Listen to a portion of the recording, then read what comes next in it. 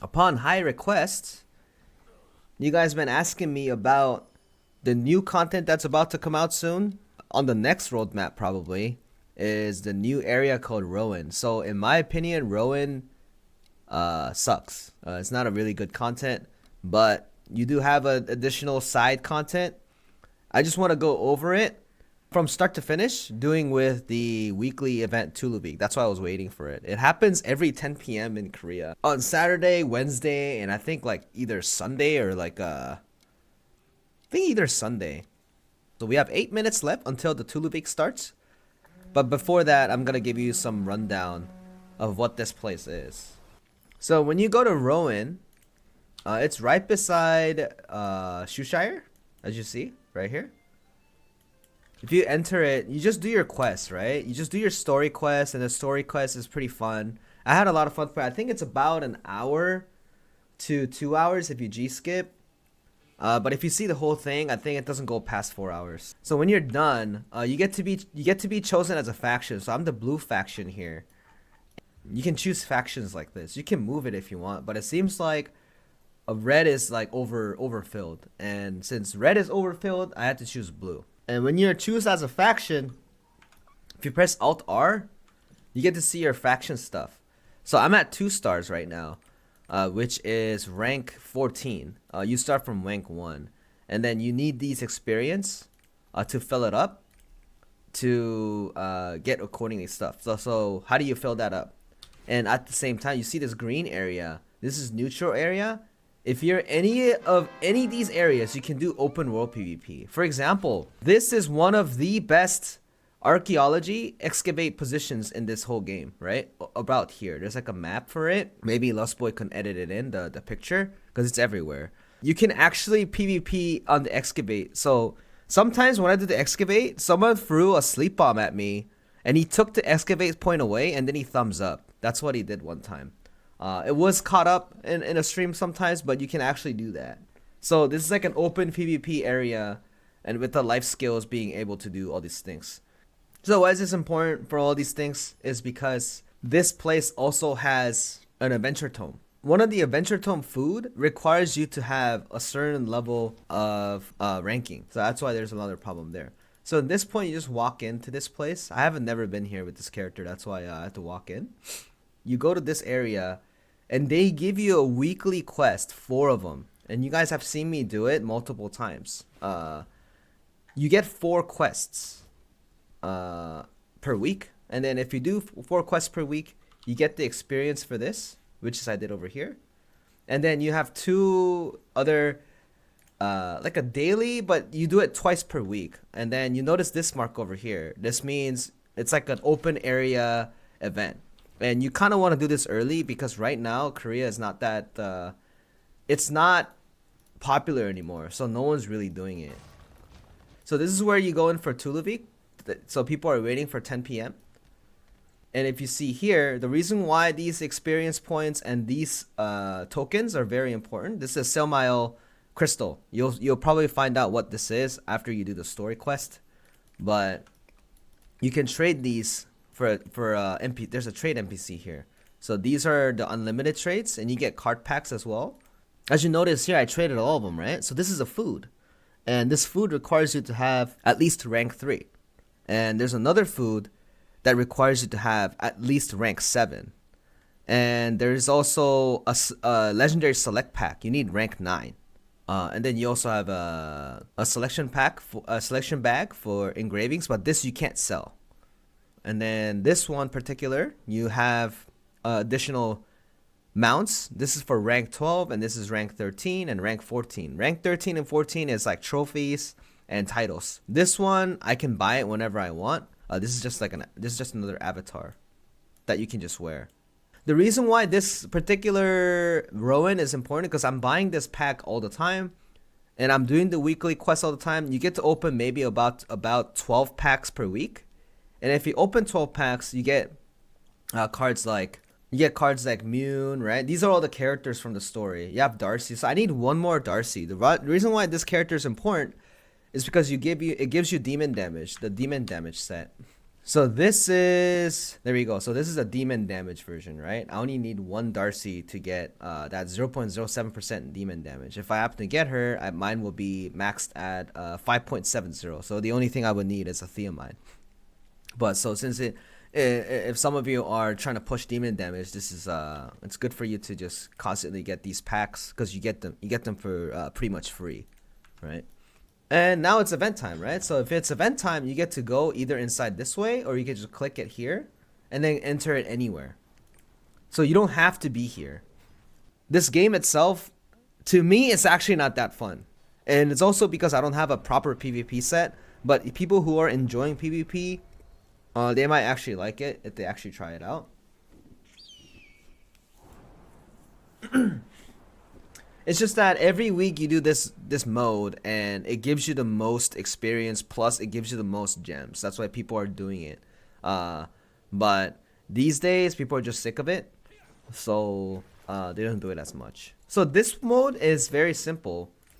You notice these points, right? It's like capture the flag, as in actually no, capturing points, sorry. So if you capture the points, you just get more energy stacking up. And each time you get buffs. This is a buff area, and this is a barren area, where if you actually kill this guy, you get to transform as a big knight. I've actually did that once in my whole life, but that's just how it works. But most of the time in Lupeon server, the server I'm in, red team's always the strongest, so we always lose, like straight up, which is unfortunate. So I can't probably show you like the winning faction for it. But most of the time you got all these buffs around. You can get on this cannons too if you want. And then you're just doing like a GBG style fight. And it doesn't matter who wins either. The winner's side gets a little bit more points, I think. And the losing side still gets just a significant amount. We can see how much we actually get, because I have 30,909 points right now. Let's just see how much it gets. Another problem is there's the field boss for this area. He drops a Omnium Star. This guy drops an Omnium Star. I've never want to see this boss ever again. The reason why is because if you notice this map, the bosses spawn from here, and then it also spawns a red faction. So what people do is, if red faction is strong, these guys will gank the shit out of you, and you'll never be able to kill the boss. One time, at the worst case scenario, I used like 40 feathers just to try to kill the boss. There are that kind of stuff. Okay, so when we start, so you do this map here.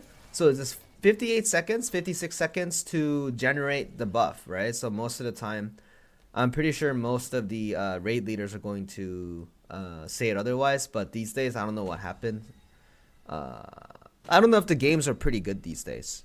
But when I used to play a lot every week for this particular content, I always hang around the top buff side, because you always want that buff. You want that buff. But the thing is, in order for you to get that buff, you need enough points. So this is, I have 4 points right now. We're just helping out a checkpoint. If you start killing, I just died in like a couple hits. But if you kill and then you get like 10 points, if you get an assist, you get like, yeah. So this guy just got 22 points by killing, 26, 24 points by just killing like all these different people. This is a summoner. Summoner is actually really good here because they have a really long range. And all they do is spam Phoenix and Ancient Spear, and everyone just dies. I don't know how that works, but this is one of the main problem that most people are complaining is it's not balanced.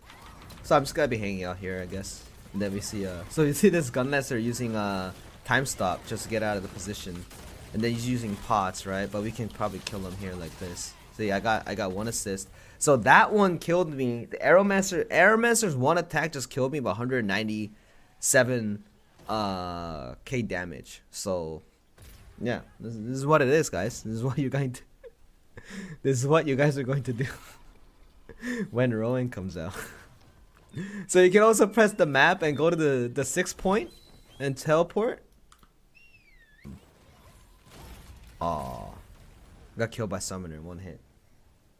Ooh, the Summoner got a pentakill, hexakill, ultra kill. Oh, wait a minute. Now people know what to do. Oh, is my Summoner gonna be OP? Man, I think Summoner is pretty OP in this game, dude. Like as in this particular mode. Maybe I should get Summoner. I like how the area chat here says, I hope they delete this content in Loa on.